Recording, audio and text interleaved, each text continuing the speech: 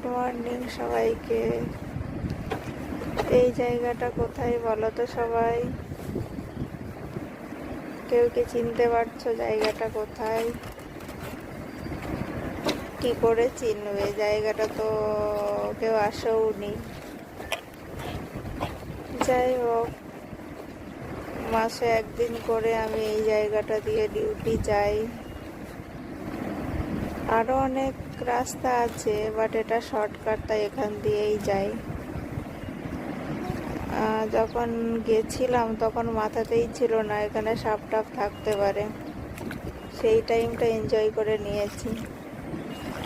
যাই হোক, tata, by.